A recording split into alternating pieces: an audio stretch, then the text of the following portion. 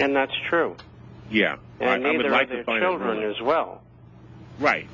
And because I think these people are just trying to force this country to demographically, racially, and economically change. And so culturally. they can deport, culturally, right, too. Well, racially, too. If we could sit there and deport even the parents, we could force us to look like, some great Brazil of the North by having all their children around here. Meanwhile, if you come here legally from even Ireland or Finland or any of those countries, Germany, Scotland, Austria, Switzerland, you can't even come in the country even legally. If you're a white European, you don't get here. Yeah, and also even like for instance, what happened in Iceland, the thing that happened in Iceland with the bankers and what they did there. All right, there's under 1 million Icelanders, okay, in case people out there know. However, if even 20 of them, 20,000 or 10,000 wanted to come here, they could not come.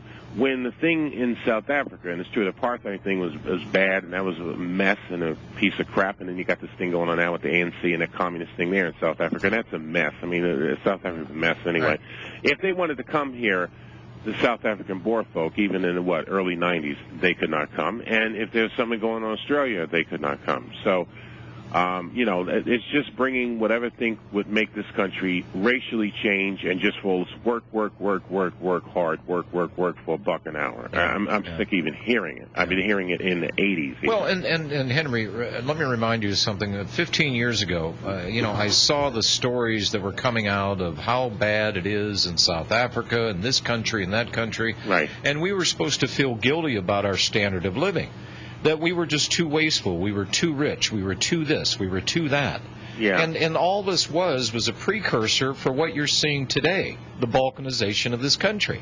Right. Where somehow that it's the Republican Party is now quietly admitting that, there's some contention within the GOP ranks that, we don't want to throw these illegals out because it's cheap labor for the corporations in the country. And I'm going, that's all fine and dandy, fine. Take your corporation and move it to Mexico and go enjoy yourself down there. And by the way, you don't get to ship your products back into the country with the cheap labor in Mexico or Honduras or China or wherever the hell you want to do this. But this is all part of the plan to destroy culturally this country. Economically, too. Well, of course, to lose the identity of who and what we are. They have been plying their trade for a number of years. Henry, thanks for your call. Yes. Appreciate it. All right.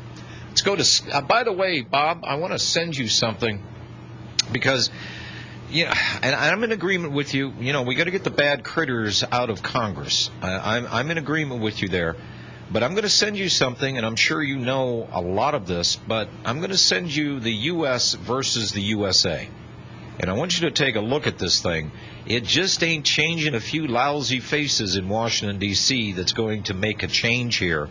They have already made the change within our government. It is now the de facto, not the de jure. What's your email address there? Bob, B-O-B, at INT Forecaster. That's FORECASTER.com. And Robbie, why are you laughing? Come on, spit it out. No, I just thought that was funny. What? Nothing. What was not funny? Something I didn't say? How could you laugh at something I didn't say? Come on. Bob's email address. Oh. Bob at intforecaster.com?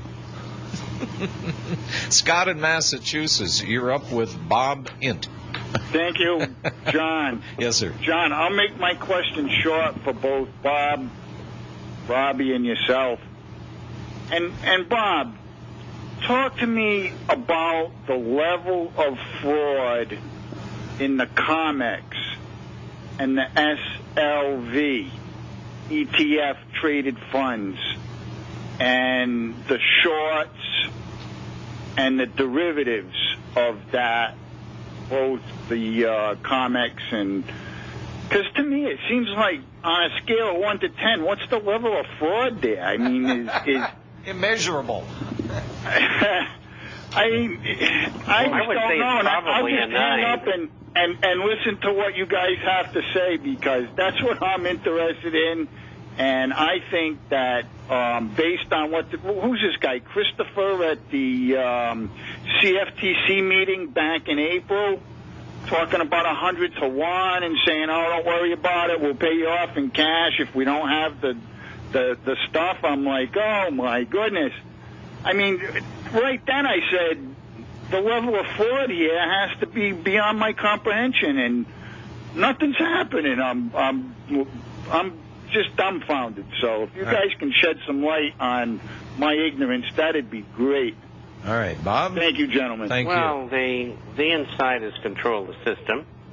They always have. I had the same question. It was a little bit different. This was in probably 1968, and I asked the head of Merrill Lynch commodity trading operation about the margin requirements, and they had just raised them on gold and silver. And I said, well, why would they do that? And he said, well, to make sure that the market doesn't go up too fast. And I said, don't you think it might be because the commercials, the professionals, are short, and they want to get a chance to get out of their positions? Anyway, he didn't want to talk about that. And so that's really what's going on. They're crooks. They get away with it. And now it's far, far worse, because with the Working Group on Financial Markets, they can do anything they want. And in London, there's no control whatsoever, never has been. And so you have these enormous net short positions because they don't want gold and silver going up. And sometimes you see them in oil as well, and in copper for that matter. And the CFTC is absolutely useless, just like the SEC is. And I think that'll probably continue to be that way. You know, they have new rules that came in this new Financial Regulation Act, and these rules are say that you can't have the kind of concentration that exists in the silver and gold markets right now by these commercial shorts, which are banks. And I don't think they're going to do much about it, because it's a federal agency. And they get a call from Washington and say, you didn't find anything and you're not going to do anything. And that's it. And, you know, there's an investigation because of the testimony by Andrew Maguire, which the SEC refused to admit that it had, when he told them what J.P. Morgan Chase was going to do in the silver market, and they did it. And the CFTC refused to do anything about it. And so you have no control by any agency, any part of the government that's looking out for fairness. As far as SLV and GLD are concerned, we don't know what they've got. They lie about everything. They say they've got the gold and silver. We know they haven't. The reason we know is that it's not available. It wasn't there for them to have. And they're running with derivatives. And now either the federal government of the United States either doesn't have any gold, or whatever gold they have they don't want to sell. And so it's almost an entirely paper market, except for the people, or I should say by central banks, except for the people who want to take delivery. And there's plenty of them. And we saw that today. Gold went down $8.50. It was down about 5 or 6. FOMC announcement came. Gold ended the day up 320 or something like that in the October market. And so the derivatives are used interchangeably with the bullion market, and they're OTC, so you don't know what they're doing. There's no reporting. And so unless you're going to take delivery, you stay out of the futures market. Someday there's going to be a major scandal because of the leverage. Jeffrey Christian says 100 to 1. Adrian Douglas says 45 to 1. They're still preposterously high, illegal. And that's the way they're going to try to continue to manipulate those markets. But the bottom line is they can't do it indefinitely. And now when they do it, it affects the prices maybe 3 days or a week.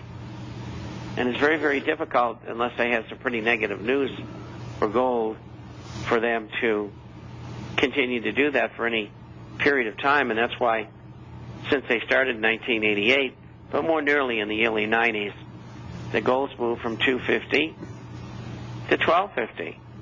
They've been unsuccessful overall, but they have been successful in keeping the price from going to $7,600.